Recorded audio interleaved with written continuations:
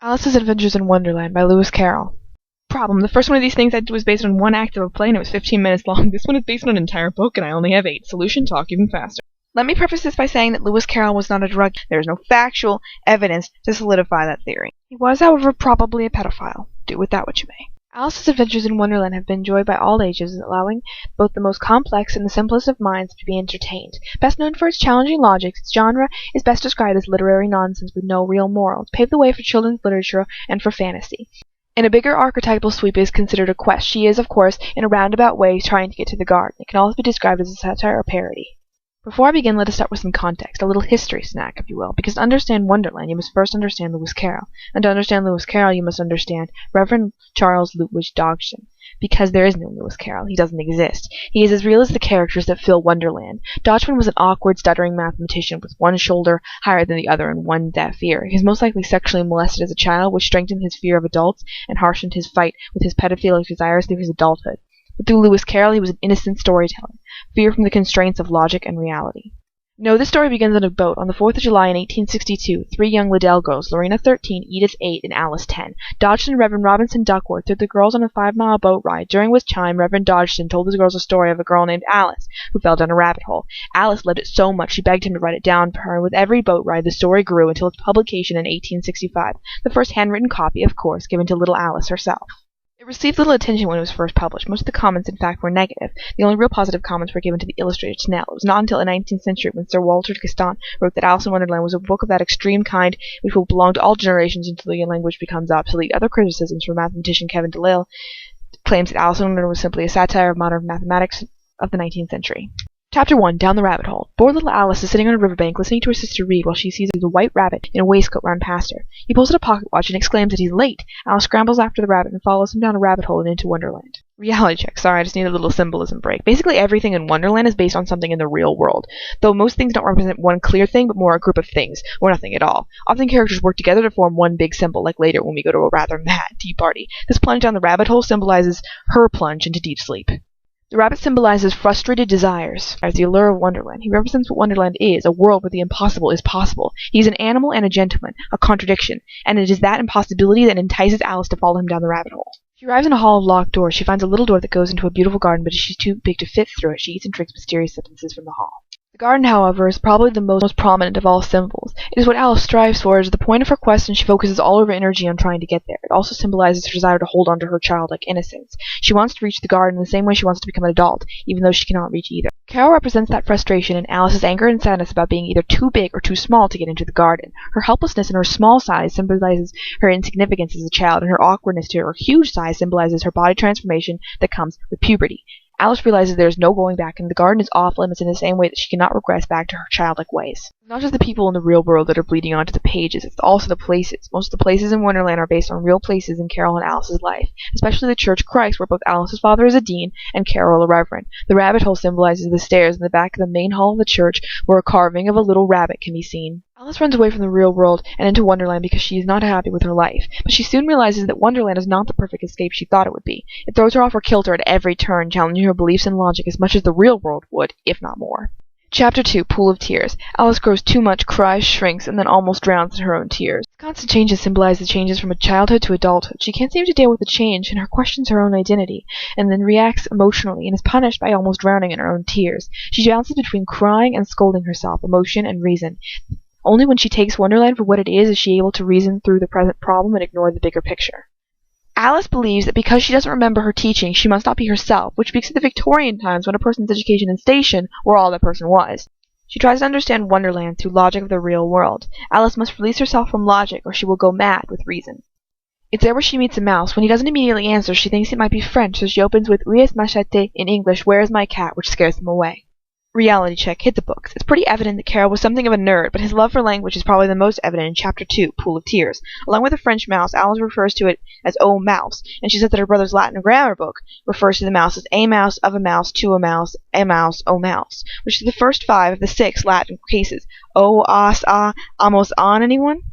Alright, remember when I said that Carol was a mathematician? Well, in Pool of Tears, Alice does some rather curious math. Let me see. 4 times 5 is 12, and 4 times 6 is 13, and 4 times 7 is... Oh, dear! I'll never get to 20 at this rate!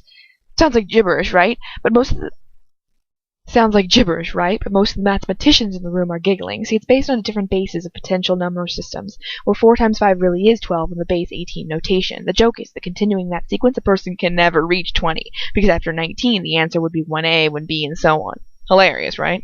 Chapter 3. A Caucus Race and a Long Tail. Many other animals are swept up into the sea of tears, and they all meet up in the banks to discuss how to get dry. The mouse gives a rather dry speech on William the Conqueror. Nudge, nudge, get it dry as in boring. The dodo then suggests the driest thing he knows, a Caucus Race, which is just basically one big parody of politics, and a bigger jab on the meaninglessness of life. The game basically consists of everyone running around in circles with no clear winner. Basically the point being that though people may be pulled in different directions and in different places, there doesn't have to be a purpose or a winner, just players. Alice's friendship with the little animals is short-lived because she continuously talks about the different animals her cat, Dinah, catches and eats. Reality check. Many of the little animals in Chapter 3 are based off the original members of the boating trip in 1862. Alice, of course, is herself, but also Carol as the dodo. Because of Dodgson's stutter, he would often pronounce his last name to Dodgson, not to mention Reverend Duckworth as the duck, lay duh, and Alice's sisters Lorena and Edith as the Lorry and Eaglet. There's a good example of language manipulation. Carol uses it a lot throughout the book to cause confusion and deeper understanding. Alice thinks that the mouse is talking about his tail when he tells her a tale. The point of language is to convey meaning through set definitions, but in Wonderland, everything is constantly changing meaning and significance from moment to moment, making it impossible to find logical patterns to anything, because every part of Wonderland she encounters has no connection to any other part of it. This lack of understanding with the mouse represents a larger scale of confusion of Wonderland and her inability to anticipate what will come next. Chapter 4. The Rabbit Sends a Little Bill. Alice once again meets up with the rabbit, who mistakes her for a servant and sends her to retrieve the Duchess's fan and glove. This juxtaposition of roles, the animal controlling the human, makes Alice question her position as the top of the food chain strictly based on species, making the comment that she might have to take orders from Dana when she gets home. She is starting to accept each new queer thing that comes her way with less and less of a fuss, formulating them into her new schema. While in the rabbit's house, Alice drinks an unmarked liquid. Bitch needs to stop drinking unmarked liquids. I don't want to go to that rape place, but what are we teaching young girls? She gets so big that she fills the house. They send in Bill the lizard down the chimney, but Alice only kicks him out into next week, Team Rocket style. After Bill is probably murdered, the crowd starts to throw pebbles at her, which is all good because they turn into cakes. She eats them and shrinks again. Now her size is a source of anxiety for Alice. She doesn't want to get too big or too small, again, speaking to the fear of the changing into adulthood. The house symbolizes domestic repression, strengthened by Alice entering as a servant. She literally becomes too big for the house, manifesting her desire to expand her world. Alice meets up with a puppy who surprisingly acts like a puppy in every way. Carol hates dogs, which adds to why dogs never get to be magical like all the other animals. This is also used later when the Cheshire Cat uses the puppy to explain why the cat is mad, because the cat is the opposite of the dog, which is the most normal thing here. Chapter 5. Advice from a Caterpillar. She meets a caterpillar smoking a hookah. He's vague and rude, but he teaches Alice how to use the mushroom to manipulate her size. The caterpillar is a sort of a guru who challenges Alice's uncertainty about her identity, constantly asking, "Who are you?" He also represents the threat of sexuality. He's a phallic shape, and the caterpillars represent sexual virility, as it's a caterpillar reaching sexual maturity and turns into a butterfly. The mushroom adds to this meaning. She has to master it in order to control her changing size. I'm really not going to say anything else about mastering a phallic shape in order to become a full adult. Let's just let the sharper knives figure that out. Alice recites Father William, a familiar poem Victorian children were required to memorize in order to gauge how much she has changed. The caterpillar says that she said it all wrong, providing Wonderland's effect on her brain. Trying to get used to the mushroom, her neck grows extra long, and a pigeon mistakes her for a serpent trying to eat her eggs. This forces her to doubt not only who she is, but what she is. Alice can no longer defend herself against the pigeon's nonsense logic, and she leaves the scene more shaken and self-doubting than when she came. Chapter 6. Pig and Pepper. Alice watches the fish footman deliver an invitation for the Duchess and invites herself into the house. The Duchess's cook is throwing dishes and cooking a soup which mostly consists of pepper, which makes everyone sneeze. They give Alice the baby, which turns into a pig, and the Cheshire Cat appears in the tree, directing her to the March Hare's house, and then disappears and reappears, the last time leaving only his grin behind. The Duchess is a big old symbol. She symbolizes the fickleness of society. One minute she's violent and rude, and the next she's affectionate and lovely. She also desires to put a meaning to everything. Carol uses her to tell all of the people, i.e. yours truly and basically everyone in this room, to stop overanalyzing everything. Sometimes a cigar is just a cigar, a room just red. The world is not a fairy tale, and people do not exist simply to symbolize something in the real world. The Duchess's sharp chin digs into Alice's shoulder as the overpowering morals dig into Alice and the readers metaphorically. Wonderland resists moral interpretation. There is no good or evil, just people and places. This chapter is all about the perception of normal. Everyone in this house finds their existence normal. The cook throws pots and pans and nearly misses and sometimes hits other people, and they hardly notice. They deal with it with complete nonchalance. They expect chaos. The footman and Duchess symbolize social order, and yet they live in a world of chaos, which is completely contradictory from the norm. Moreover, the footman is dumb and belligerent, and the Duchess is dreadful and violent, the exact opposite from what their social norm would dictate in the real world. Alice begins to accept the madness as the child turns into a pig in front of her eyes. Her only response is, some children would do better as pigs. Cheshire Cat later explains that you must be mad to understand Wonderland, and to live in it you must accept the irrational, and to accept the irrational you must be mad. Mad is a pun on made, since everything in Wonderland is of Alice's creation, i.e. it was made by her. The Cheshire Cat is the only one who seems to know that he's part of a dream. He seems to be on the outside of their world, able to look at Wonderland objectively as a whole. The name Cheshire Cat is a Victorian joke, grin like a Cheshire Cat, which was a saying at the time. He, like many of the other things in Wonderland, are things of imagination come to life.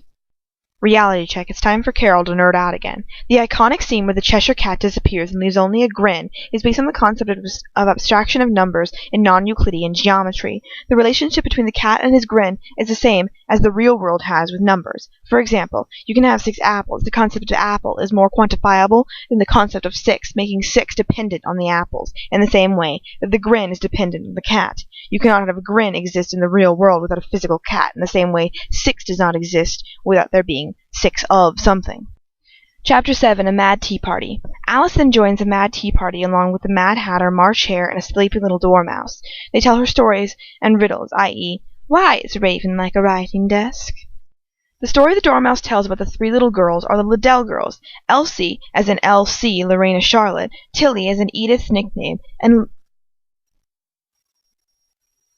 Lacey is an anagram for Alice. Fun fact, the March Hare and the Hatter are the only characters that have a reason to be mad. Rabbits go mad in spring because they are mating, and the Hatters go mad because they are exposure to mercury, which is used in the making of hats.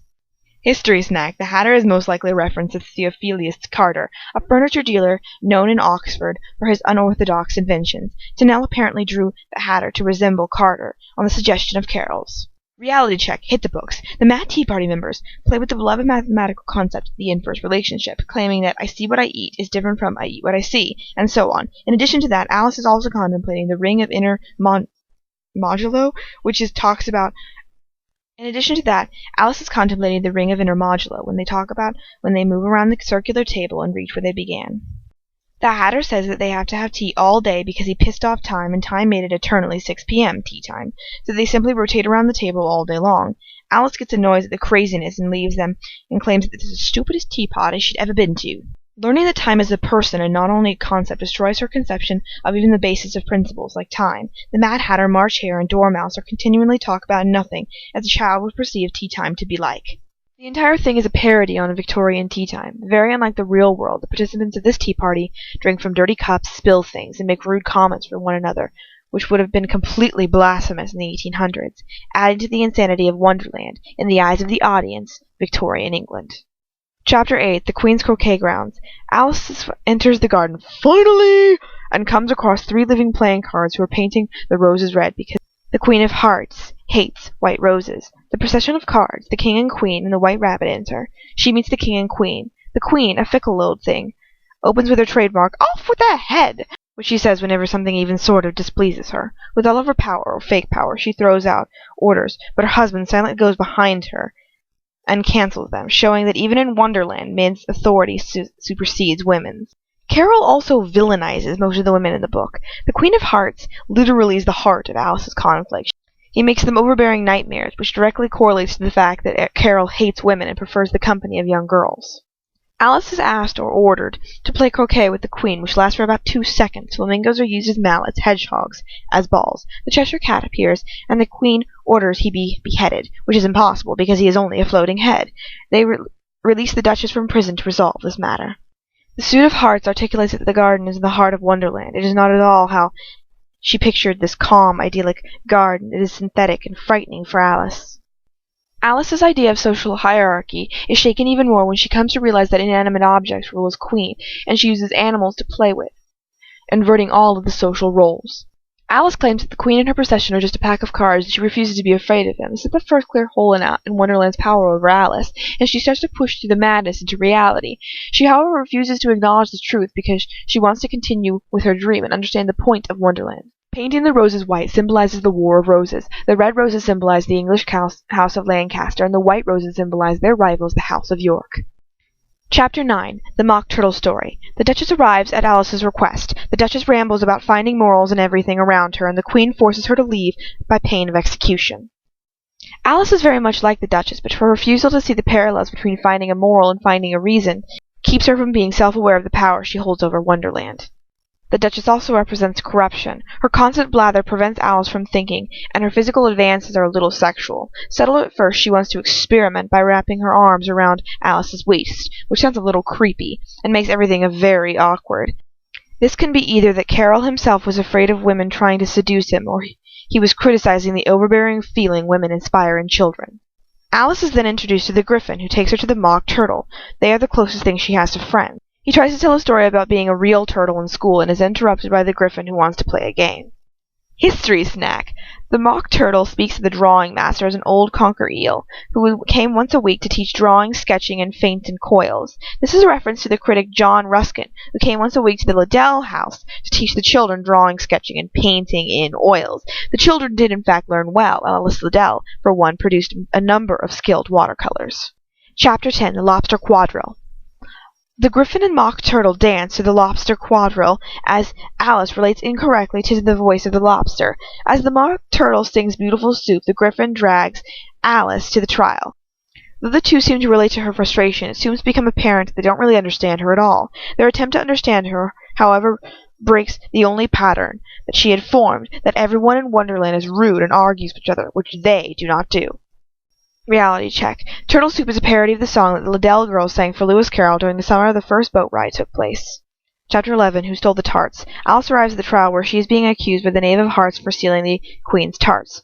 The jury is made up of many animals, including Bill the Lizard, who Alice kicked into next week. The Red Rabbit is the trumpeter, and the judge is the King of Hearts. Alice is growing steadily larger, and the Dormouse yells at her, telling her that she has no right to take up all the air. Alice finds that ridiculous, because everyone grows up. Speaking of ridiculous, the King is getting ridiculously angry frustrated at the Mad Hatter, who refuses to give him any direct answers to any of his questions. Alice is excited to be part of the trial because she thinks that finally she will find some order there. As in, the law is the only place that will still remain logical. The court is similar to how it would be in the real world, which cements her faith in the courts.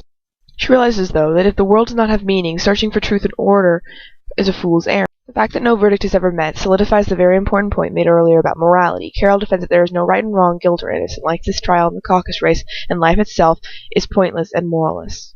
This trial, like the Caucus Race, and life itself is pointless and moralless. Chapter 12. Alice's Evidence.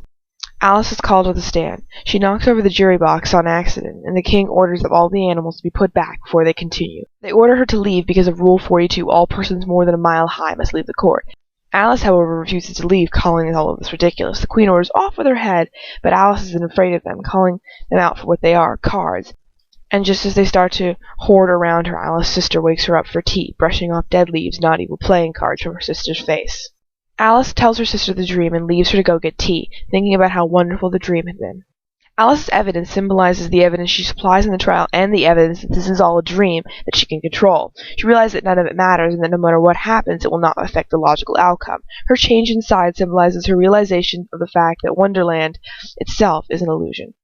She finally grasps the nonsensical nature of Wonderland when she realizes that every part of it is completely incomprehensible. Carol sends us a message that Alice in Wonderland is meaningless and actively resists a definitive interpretation. The book finishes symmetrically back on the bank, alienating Wonderland from reality even further.